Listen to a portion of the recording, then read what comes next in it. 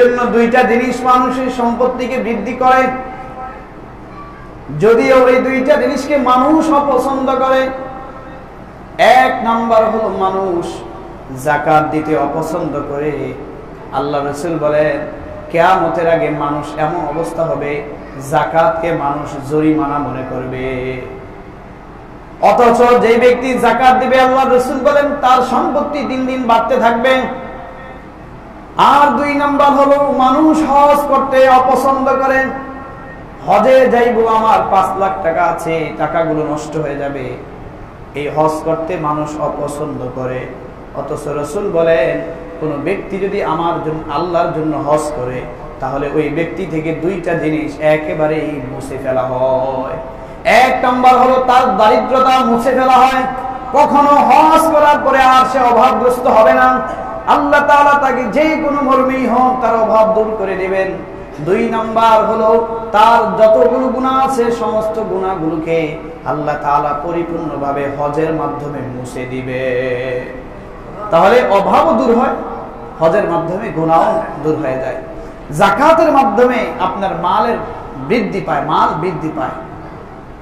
ভাইরা আমার, আজকে মেয়েকে বিয়ে দিব আগে তাকাই ছেলের কি আছে, সম্পত্তি আছে কিনা।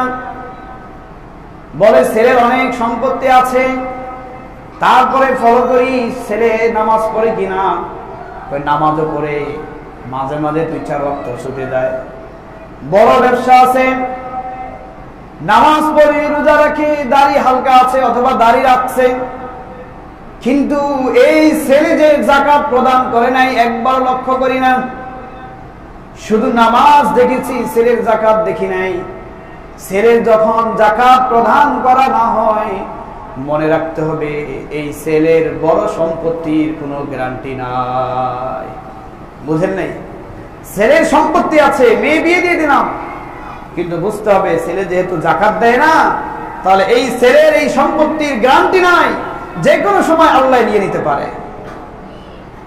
আর অপর দিকে আরেকজন ব্যক্তি ছেলে দেখেছে, ছেলে মাত্র 2 লক্ষ টাকার মালিক, ছোট্ট একটা চায়ের দোকান ব্যবসা করে, নামাজও পড়ে, যাকাতও প্রদান করে।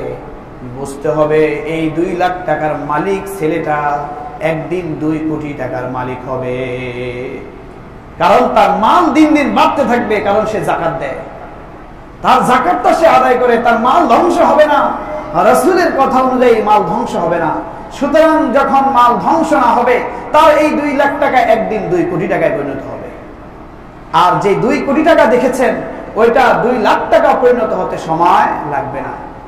মুহূর্তের ভিতরে আগুনে পুরা ব্যবসা শেষ, মুহূর্তের ভিতরে ভূমিকম্পে পুরা বাড়ি শেষ, মুহূর্তের ভিতরে ডাকাত দলের কাছে পড়ে তার অর্থ সম্পত্তি সব শেষ। কিন্তু ওই অর্থ সম্পত্তি যখন চলে যায় তখন আর বাধা দেওয়ার মতো কোনো শক্তি থাকে না। আর যখন যাকাতের কথা বলে তখন বলে এত টাকা দিয়ে দিব, এমনি শেষ হয়ে যাবে। আয় আল্লাহ, লাখে 2,500 টাকা, আমার কাছে 10 লাখ টাকা আছে, তাহলে আমার 10 লাখ টাকায় প্রায় 20,000 টাকার মতো, এত টাকা দিয়ে দিব। মানে এরকম কত রকমের কত প্রশ্ন আসে যখন যাকাত দিবে। এই 10 লাখ টাকা পবিত্রতা তখনই হবে যখন 20,000 টাকা আমি বের করে ফেলবো, তখন বাকি টাকাগুলো আমার স্বচ্ছ থাকবে। আর যখন আমি 20,000 টাকার মায়ে পড়ে যাব, মনে রাখতে হবে এই 20,000 টাকা কিন্তু আমার 10 লাখ টাকা টান দিবে, যে কোনো সময় টান দিতে পারে। ভাইরা আমার, যাকাত যদি কেউ প্রদান করে তার ঘরের ভিতরে বরকত হবে। রাষ্ট্রীয় যদি যাকাতের ব্যবস্থা করে রাষ্ট্রের মাঝে বরকত হবে, দরিদ্রতা আস্তে আস্তে দূর হয়ে যাবে। আল্লাহ রাসূলের জামানার ইতিহাস যদি দেখা যায়, দেখবেন সাহাবায়ে কেরাম খাদ্য পায় না, খাবার পায় না, বড় অসহায় ছিল। রাসূলের সংসারের মাঝেও খাবার ছিল না। হযরত আবু হুরায়রা রাদিয়াল্লাহু তাআলা আনহু মসজিদে নববীর গেটের মাঝে বসে রইলেন। কিছুক্ষণ পরে শুয়ে রইলেন, ক্ষুধার তাড়নায় চটপট করতেছিলেন।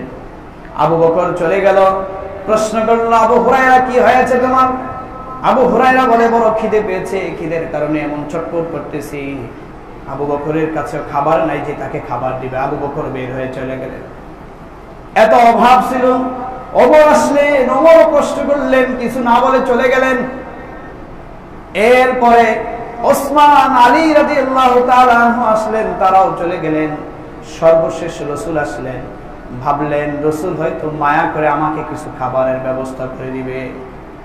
রাসূলের কাছেও খাবার ছিল না, রাসূল বের হয়ে গেলেন আর দোয়া করে গেলেন, আল্লাহ আমার আবু হুরায়রার জন্য তুমি খাবারের ব্যবস্থা করে দাও।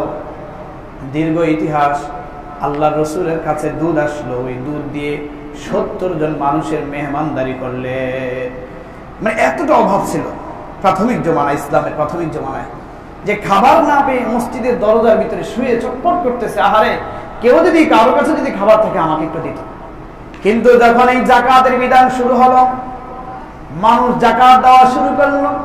সাহাবায়ে কিরামের ইতিহাস আছে, এমন ইতিহাস, রাসূল চলে গেছেন, আবু বকর চলে গেছেন, সাহাবায়ে কিরাম এই যাকাতের মাল নিয়ে ঘুরতেছে, কাকে যাকাত দিবে, যাকাত নেওয়ার মতো কোনো মানুষ নাই। বুঝেন না কথাটা? যাকাত নিয়ে ঘুরতেছে, কাকে দিবে? সবার যাকে বলে ভাই যাকাত নেন, সে বলে আমি তো যাকাত দেই, আমি নেব কেন? তার মানে সে উপযুক্ত না, নেয় না। আরেকজনের ভাই নেন না, আমি তো যাকাত দেই, আমি নেব কেন? এভাবে যাকাত নিয়ে ঘুরতো, লোক পাইতো না যাকাত দেওয়ার মতো। অথচ এই মানুষগুলো একটা সময় অভাবে ছিল। এই আবু হুরায়রা যার কথা বললাম, মসজিদে নববীর সামনে চটপট করতেছিল ক্ষুধায়, এই আবু হুরায়রার অবস্থা এমন হয়েছে, শেষ মুহূর্তে রেশমি পোশাক দিয়ে নাক পরিষ্কার করতেন। সুবহানাল্লাহ কইবেন না? এদেরকে সম্পত্তি দিয়েছে কে? আল্লাহ। কিন্তু কিসের আশা, কিসের ভাবে সম্পত্তি তারা পেয়েছেন? যাকাত ঠিকমতো আদায় করেছেন, আল্লাহ দিন দিন তাদের মাল বাড়িয়ে দিয়েছেন, দিন দিন তাদের মাল বাড়িয়ে দিয়েছেন।